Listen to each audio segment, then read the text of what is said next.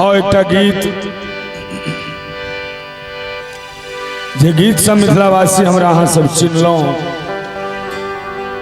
बहुत गोटे आबे के ग्रीन रूम में कहने चला वो गीत गेबेटा करब। चाहबे मैया श्यामा के नाम पर जोरदार जयकारी हुई। प्रेम से कहियो श्यामा मैया की जय। हे श्यामा गजब सहर दरभंगा जही में विराजे नाम।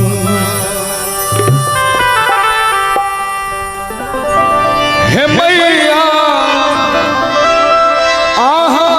विराजे नाम श्यामा गजब सहर दरभंगा जही में विराजना।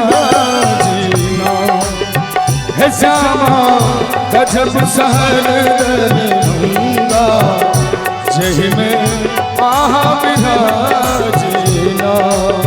हे मैया विराजना श्यामा गजब सहर दरभंगा जही में विराजना।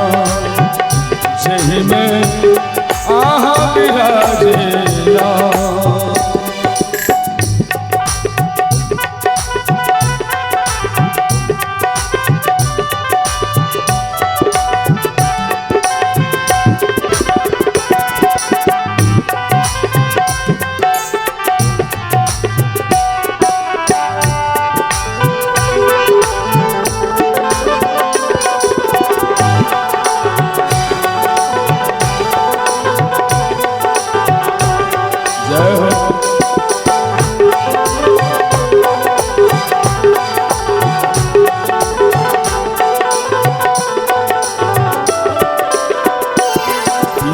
राज में मंदिर चमके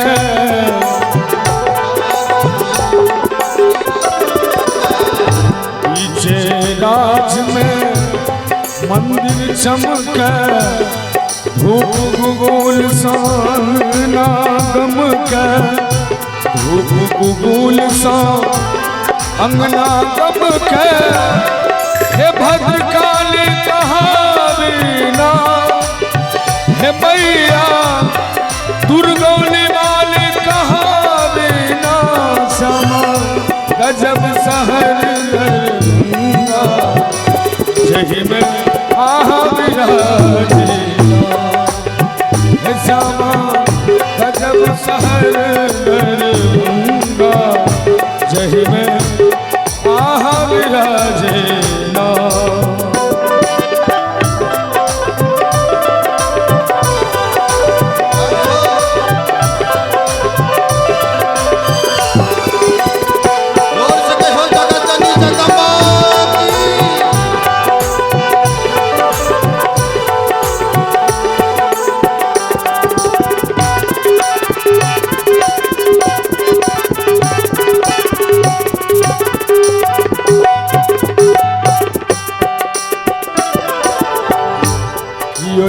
अच्छी कियो लाल चुनरी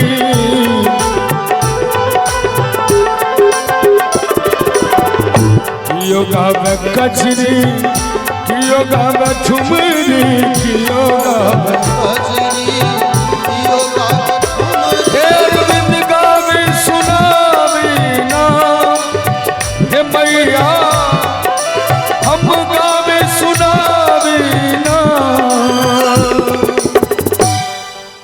और गीत के यहाँ से बहुत रास आशीर्वाद देने एक बेर चाहब जे आई सम्मुख आशीर्वाद एक बार ताली बजा के अपने सब दियो।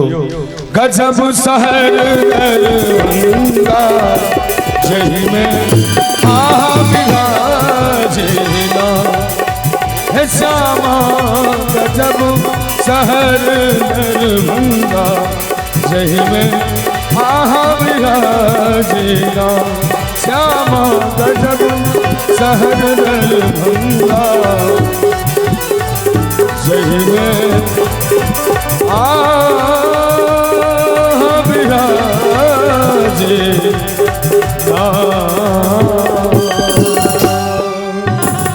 एक बेर झमटगर थोपड़ी हवा चाहिए, बड़ा बहुत आशीर्वाद और प्यार